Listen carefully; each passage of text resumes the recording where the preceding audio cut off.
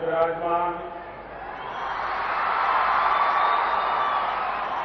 कर्नाटक के राज्यपाल श्रीमान वजुभाई वाला, परम पूज्य जगत गुरु श्रीमान शिवरात्रि देश केंद्र महास्वामी जी, राज्य के मुख्यमंत्री श्रीमान सिद्धरामैया जी,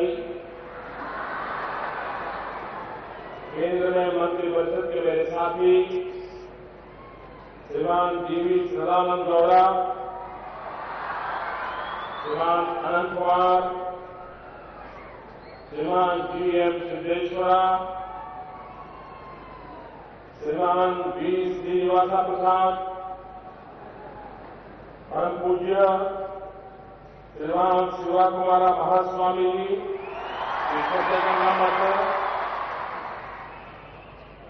सांसद और प्रदेश भाजपा के अध्यक्ष श्रीमान प्रहलाद जोशी,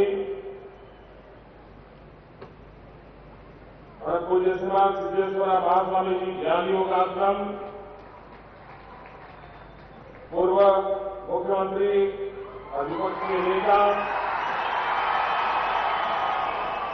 श्रीमान जगदीश शेट्टर जी,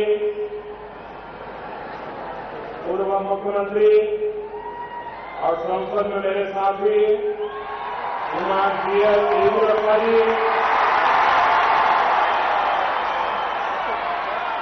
राज्य सरकार के मंत्री श्रीमान एसआर पाटिल जी, सांसद श्रीमान बीएल प्रताप सिंह, पूर्व मंत्री श्रीमान वी सोमनाथ, विधायक श्रीमान वी बासु,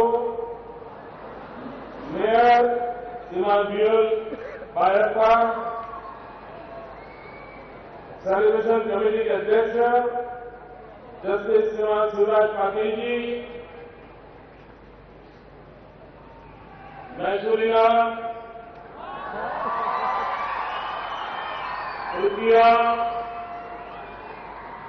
बंधु भगिनियरे,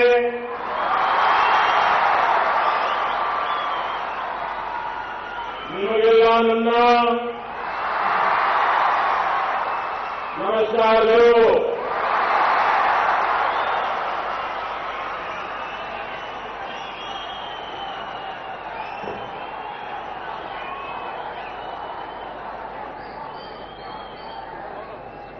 मुझे पूछ रहे थे कि मैं हिंदी में बोलूं तो यहां ट्रांसलेशन करने की जरूरत है क्या? स्वामी जी स्वयं बताए कि कोई जरूरत नहीं, यहां सब हिंदी समझते हैं।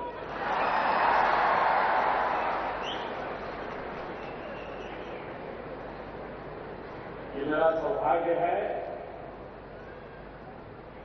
इस पवित्र उपक्रम में मुझे शरीक होने का अवसर मिला है।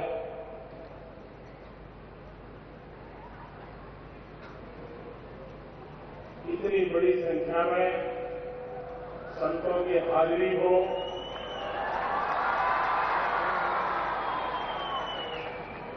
इतने वरिष्ठ संत इस उम्र में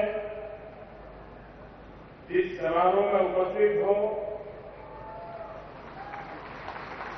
ऐसा सौभाग्य कहां मिलता है?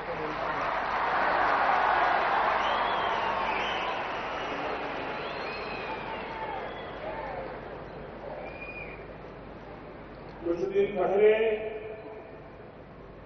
मैं लंदन गया था।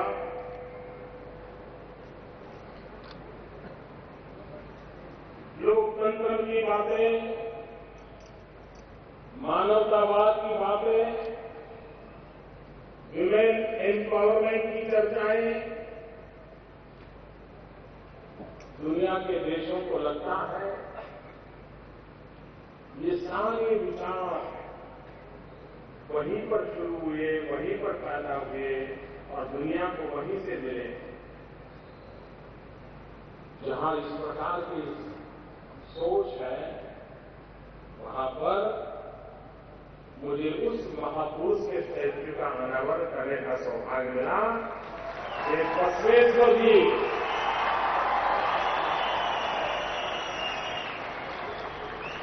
सोशल रिफॉर्मिस्ट कैसे होते हैं, विमेन एम्पावरमेंट क्या होता है, ग्रास रूट लेवल डेमोक्रेसी की ताकत क्या होती है, सदियों पहले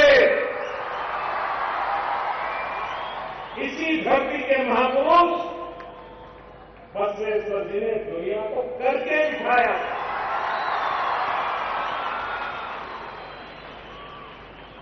ब्रिटेन के पार्लियामेंट के स्पीकर उस कार्यक्रम में मौजूद थे और जब मैंने समाज सुधार का महान काम करने वाले बसवेश्वर जी की बातें सुनाई तो उनके लिए बड़ा आश्चर्य था कि सदियों पहले भारत में महापुरुष का ऐसा चिंतन हुआ करता था और वो सिर्फ विचार नहीं, व्यवहार भी था, आचरण भी था और करके दिखाया। आज उसी परंपरा की कड़ी के साथ मुझे जुड़ने का सौभाग्य मिला है। मैं अपने आप को बहुत भाग्यशाली मानता हूं।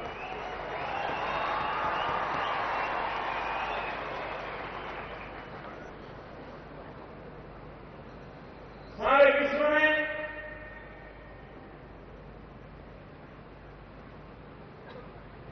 इस बात के विषय में बहुत कम जानकारी है और कभी कभी तो विश्व छोड़ो, हमारे देश में भी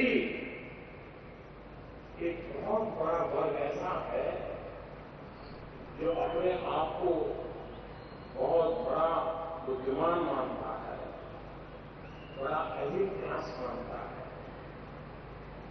उन्हें अंदाज नहीं है कि भारत में ऋषियों ने, मुनियों ने, संतों ने, मठों ने समाज के लिए कितने बड़े बड़े काम किए।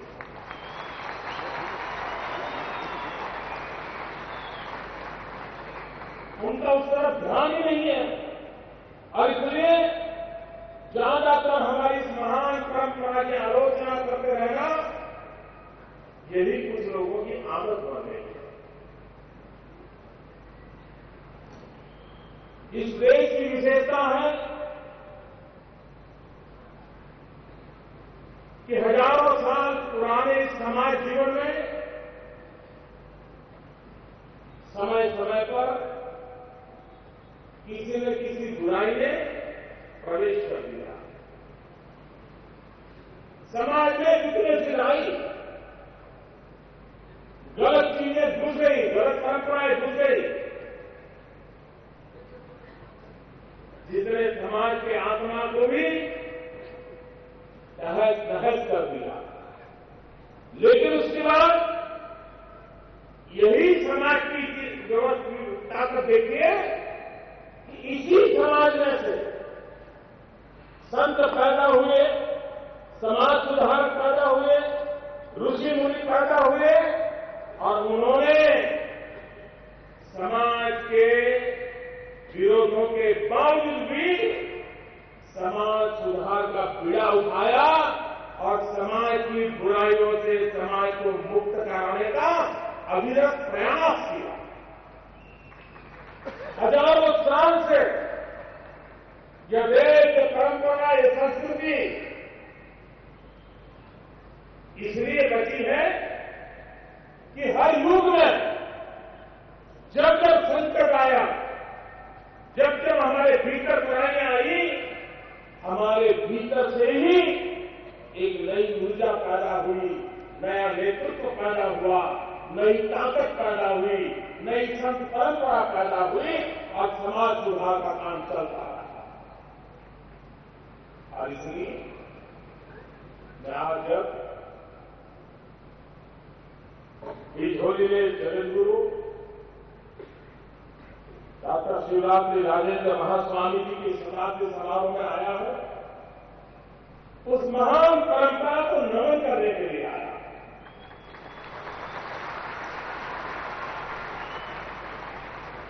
जिस महान परंपरा ने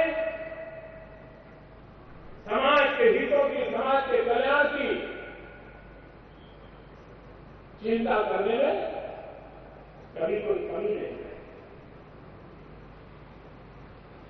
हम आजादी के आंदोलन को देखें, इस तरफ हमारे लोगों का ध्यान बहुत कम जाता है। लेकिन अगर हम आजादी के आंदोलन को देखें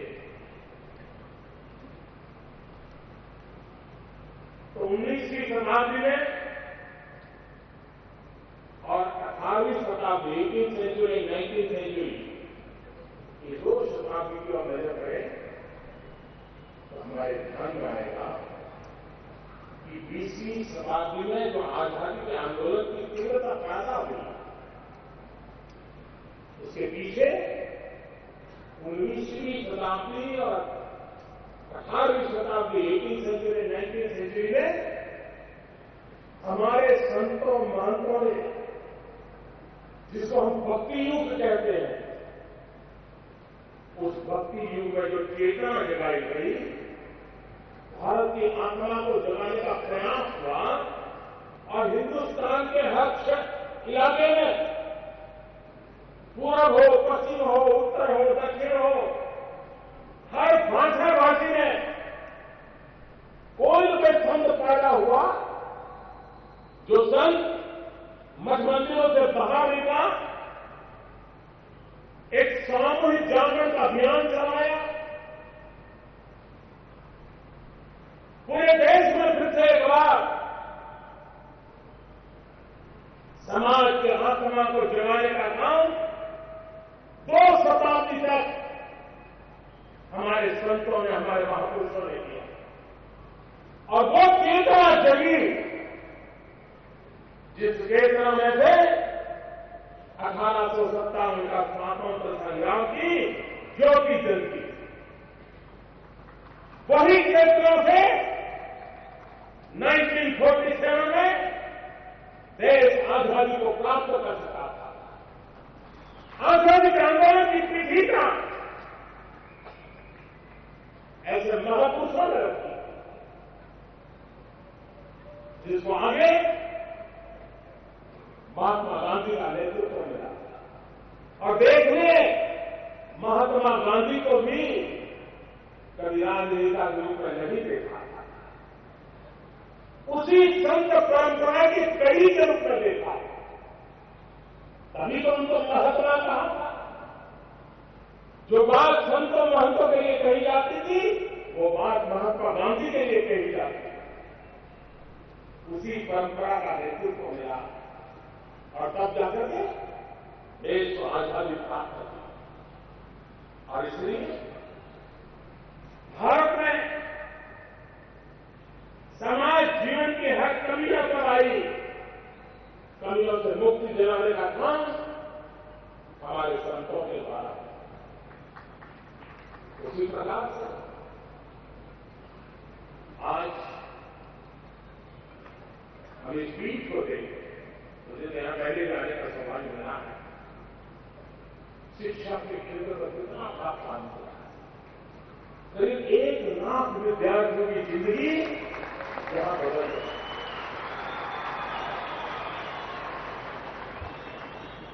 एक प्रकार से सरकार का काम संत कर रहे हैं।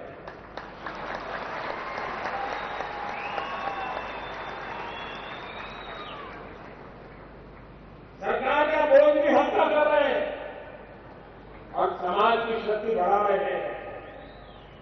आज यहां इस शताब्दी समारोह में एक नॉलेज रिसोर्स सेंटर का आरंभ हुआ।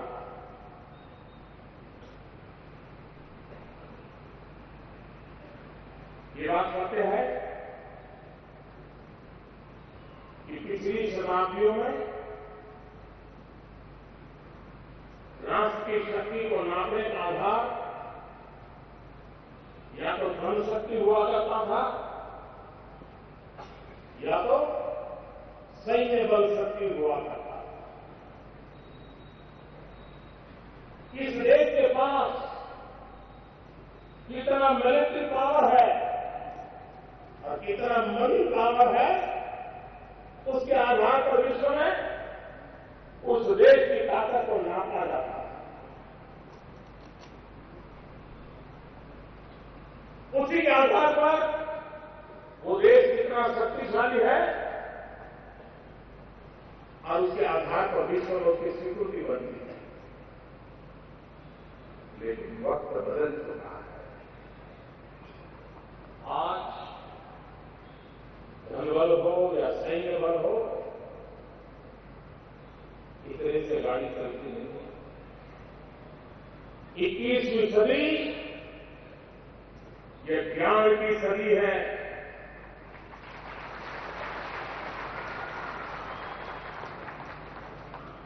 नॉलेज की सेंचुरी है। जिसके पास ज्यादा इंफॉर्मेशन होगी, ज्यादा नॉलेज होगा,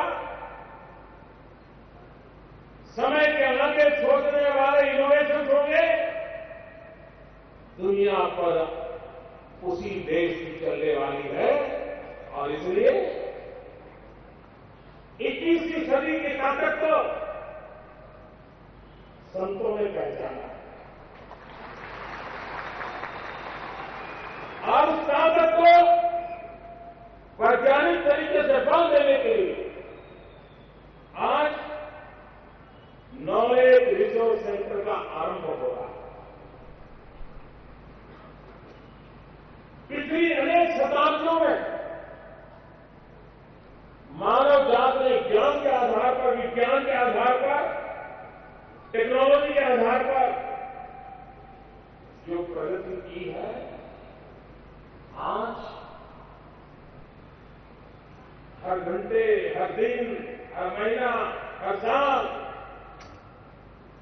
विज्ञान के नए आविष्कार,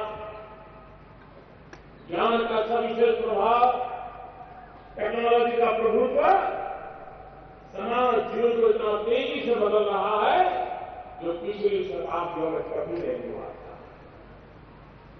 जिस गति से दुनिया बदल रही है, टेक्नोलॉजी और विज्ञान और ज्ञान के आधार पर उसको कोप अप करने के लिए कभी कभी मानव की कल्पना शक्ति भी कम पड़ जाती है। कहीं एक जगह पे लोग आगे बढ़ गए तो हम सोचते रह जाते हैं और हम वहां कहां पहुंचे। दुनिया इतनी तेजी से ज्ञान, विज्ञान और टेक्नोलॉजी के सहारे बदल रही है। क्या भारत इंतजाम करता रहेगा क्या? क्या भारत यही सोचता रहेगा क्या कि कोई महापुरुष को संत महात्मा के आशीर्वाद मिल जाएंगे और देश महान हो जाएगा? संत भी ऐसा नहीं मानते। संत भी मानते हैं कि नॉलेज रिसोर्स सेंटर बनाने पड़ेंगे।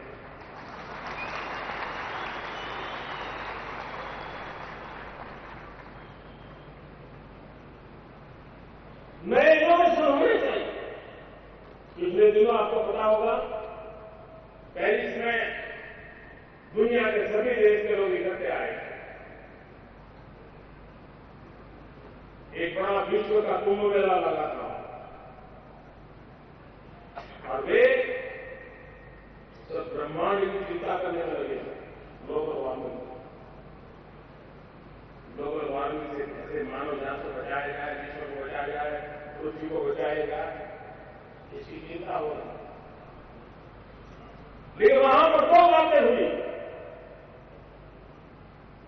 एक, भारत, अमेरिका, फ्रांस, इनके इनिशिएटिव से इनोवेशन पर बल देने के लिए योजना बनी और इस संकट का सामना करना होगा तो नए अनुसंधान करने पड़ेंगे, इनोवेशन करने पड़ेंगे और उसके लिए एक सामूहिक रूप से प्रयास करने की आवश्यकता है। और दूसरा वहां निर्णय हुआ, जो देश जहां 300 दिवस से ज्यादा सूर्य प्रकाश उपलब्ध होता है, ऐसे देश इकट्ठे विश्व करीब 122 कंट्री ऐसे हैं कि जहां सोलर रेडिएशन काफी मात्रा में है। और इसलिए भारत के प्रयासों से, भारत के नेतृत्व में दुनिया के 122 देश जहां 300 दिवस से ज्यादा सूर्य प्रकाश रहता है, इकट्ठे आए और सूर्य शक्ति का मानव जात में कैसे उपयोग हो, उस पर एक संगठन का निर्माण किया। इन चीजों का आने वाले युगों का प्रभाव रहने वाला है। उसके मूल में ज्ञान है, विज्ञान है, टेक्नोलॉजी है, इनोवेशन, और वही बदलाव आएगा। और बदलाव को लाने की दिशा में एक उत्तम कदम, और मैं मानता हूं कि शताब्दी समारोह का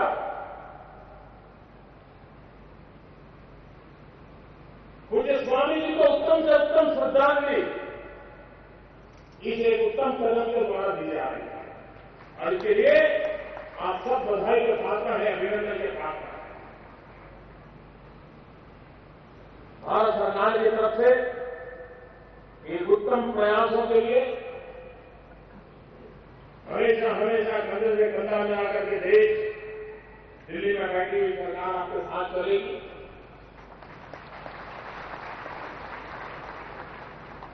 और नए इनोवेशन समाज जीवन के काम आए, ज्ञान का भंडार मानव जाति के कल्याण का कारण बने, उस दिशा में हम प्रयास करते रहे। आज जब मैं इस पवित्र कार्यक्रम में आया हूं, मैं देश के जवानों का गर्व करना चाहता हूं,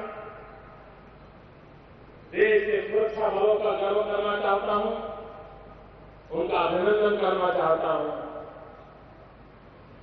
जब युद्ध होते हैं तो दुश्मन देश अपने सामने वाले देश की सैन्य शक्ति पर घात करने के प्रयास करता है। आज मानवता के दुश्मनों ने जो भारत की प्रगति को देखने की उनको परेशानी हो रही है, ऐसे तत्वों ने, ऐसी ताकतों ने पठानकोट में हिंदुस्तान की सैन्य शक्ति का एक महत्वपूर्ण अंग एयरबेस को उड़ा देने का प्रयास किया। मैं देश के सुरक्षा बलों को बधाई देता हूं कि दुश्मनों के इरादों को उन्होंने आंख में चलाया, उनको सफल नहीं होने दिया। और जिन जवानों ने शहादत की है, उनकी शहादत को मैं नमन करता हूं। और देशवासियों को मैं विश्वास दिलाता हूं कि हमारे सुरक्षा बलों में वो सामर्थ्य है कि दुश्मनों की कोई भी नापाक इरादों को उगते ही खत्म करने की वो ताकत रखते हैं और देश को सुरक्षा प्रदान करते हैं। मैं उन जाबाज जवानों को बधाई देता हूं, उन सुरक्षा बलों को अभिनंदन करता हूं। और ऐसे समय